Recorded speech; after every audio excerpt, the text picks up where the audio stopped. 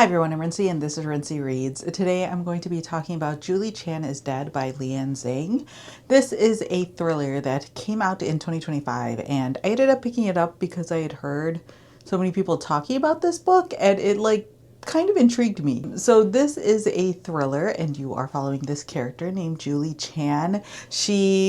It works in a supermarket. Her life is really not going super well for her, and she has a twin sister named Chloe, and the two of them have been separated. Basically their parents died in, I think, a car accident, and when this happened, they had an aunt who was only able to take one of them, and then the other one ended up getting adopted into a rich family. So Julie ended up getting adopted by her aunt, and her aunt was not a great adoptive parent or guardian or anything along those lines, whereas Chloe got adopted by a affluent rich white family, and so they have led completely separate and different lives. Like after they got adopted, they basically stopped being in each other's lives and things like that, and their lives have gone in two completely opposite directions. Chloe is now a famous influencer, really popular, really well known, well known to the fact where people come up to Julie and ask if she is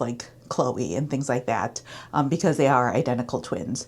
So they haven't really been in touch or in contact, but one day Julie gets a phone call from Chloe and she says something kind of cryptic, and so Julie decides to leave and head to New York City where Chloe lives and figure out what exactly is going on. When she gets to Julie's apartment or condo, whatever it is that she lives in, she actually finds Chloe's dead body, and in a moment of panic, Julie decides that she is actually going to take over Chloe's life, and so she starts to pretend that she is Chloe and Julie is the one who died, and things kind of just spiral from there.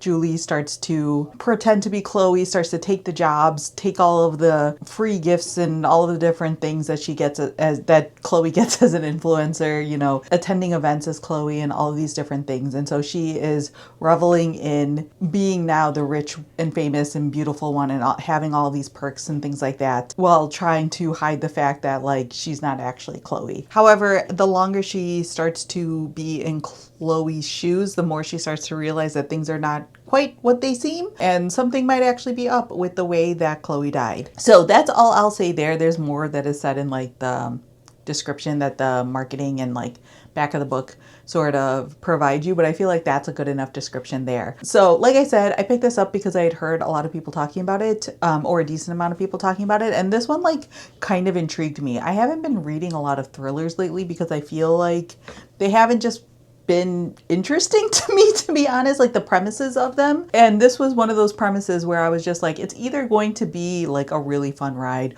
or it's going to be really terrible. And I just felt the way people talking about it, I was this could potentially be one that I would enjoy. And honestly, I really did. It was a book that I was very intrigued to see where it was going. I wanted to keep reading chapters of it, sneaking in chapters here and there to just kind of keep things going to see where it was going to go. There's a lot of tension throughout this book, obviously, of is Julie going to get caught, and is anyone going to realize that Julie is Julie and not Chloe? And so that tension, I think, really provides this nice driving factor. But there's also this really fun and interesting commentary about influencers and the world of influencers, and it takes this sort of dark and sinister turn that I really wasn't expecting. I expected it to have some interesting commentary on being an influencer just based on the summary and the fact that it's a thriller, but the things that it does and the things that it's saying are honestly are pretty well done. Julie as a character herself is a really complicated character. She is someone who I wouldn't necessarily say that you want to root for. You do feel bad for her in the sense of her twin sister got all of these great and wonderful things and she didn't. But Julie's not a great and wonderful person either. You see her giving into her vices, basically indulging in this lifestyle and things like that. She's not moralistically higher than any of the other people I feel in this world, which I feel like is an angle that a lot of people would take, like this outsider who comes from like a poorer socioeconomic background and all this stuff would be sort of like morally superior to the rich people. Not in this book. And I feel like that's just very like compelling in and of itself. But again, this tension of like, will Julie get caught out, I think is also handled really well. Like that premise in and of itself is kind of insane if you think about it. Like even if they were truly identical, the fact that they have these separate upbringings, things like that, would lead them to be slightly different and all of these things. You know, there's even just like discussions about the fact that like Chloe's skin is going to be a little bit nicer than Julie's because of like the products that she has access to, and she's skinnier than Julie would be because she like really watches what she eats and like goes to spinning classes and Pilates and all of these different things that Julie would never do, or could never do, and things like that. And so there is that discussion of the fact that like Julie is just barely getting by sometimes, being Chloe, but the fact that like Chloe's circle of people for the most part like don't really know her kind of works to Julie's advantage. And I think that like there are some plot turns in this book that I wasn't expecting in regards to like the whole Julie faking as Chloe and stuff like that, partially to do, I won't get into spoilers, but I think that the author really thought about like kind of how this would work to a certain degree. And I think it helps to like suspend disbelief a little bit when it comes to that angle. But of course, you know, Michael B. Jordan played twins in Sinners, and by the end of that movie, you believe that they were two different people. So I suppose like one person could pretend to be a completely different version of their identical twin and stuff like that. And it probably could get away with it to a certain degree. But yeah, like it's really hard to talk about some of the really great things about this book because I think that some of that stuff could be considered spoilers, and I think that it would be nice for you as a reader to go into it as blind as possible, because I went into it pretty blind, and like the plot developments of this book are like wild, but also so intriguing. And like the way that it ends, I was the whole time I was just so curious about like how this was gonna all turn out, and the author just did things that I didn't think that they were going to do. There's a satirical nature to this book, which like normally I have a hard time with books that are satirical, but for some reason this one really worked for me. I think because it does a good job of like being somewhat grounded, but the absurdity like works with that storyline. I don't know. I don't quite know the technical aspects of like why some satire works for me and why some don't. I think sometimes the absurdity can be too absurd, or like the balance is off a little bit.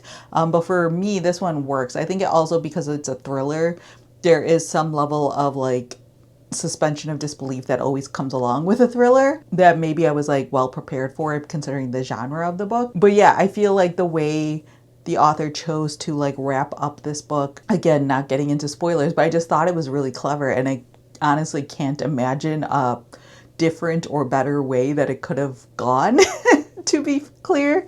Now, I'm not saying that this is like a 5-star book for me, but it is a pretty high 4. There are like aspects of this book where I was just like, it wasn't perfect necessarily. And I think there could have been some interesting stuff going on with some of the other influencers within the story. But, you know, in order to probably keep the plot moving and stuff like that, the author probably chose not to delve deeper into those storylines. But I do think that it's an interesting take on the world of influencers. I think that if you are someone who enjoys thrillers, if you enjoy, like, this is a thriller that I feel like almost leans horror, but I say that as someone who doesn't really read a lot of horror. But I think that if you enjoy these sort of like interesting satirical takes on the world, this one would be worth checking out. Like, I really was quite surprised by how much I enjoyed this book. I feel like I would recommend this to people who enjoy thrillers. It just felt like a unique point of view, a unique take on thrillers, and like it's a book that like could have very easily just spent its entire time dunking on influencers, but it doesn't, which I think also is one of the reasons why I enjoyed it more. Like, I could easily see this book in the hands, or this like conceit in the hands of another person, and it being just like completely cruel and only wanting to make fun of influencers, and it doesn't do that. It like understands that world really, really well. Like, and so it understands the good, the bad, and the ugly of that world. And I think that all of that is on display in this book. That also makes it really interesting. So yeah, overall, very surprised by how much I enjoyed this book. Definitely recommend picking it up if you didn't already have this one on your radar, especially if you are someone who, like I said, enjoys thrillers and things like that. I think that this is a fun twist on the genre. It's not a dark thriller, although there are like certain scenes that are dark. I feel like in tone it's a little bit lighter, a little bit more fun. It feels like a book that's like in the vein of like Heathers or like a teen thriller almost, but it has like that sort of vibe to it. So I think that if that's something that's your jam, then this is worth picking up. So yeah, those are my quick thoughts on Julie Chan is Dead. Let me know down in the comments below if you've read this book, what your thoughts were on it, or if you have any questions, feel free to leave that down in the comment section as well. So yeah, that's all I have for now, and thanks for watching.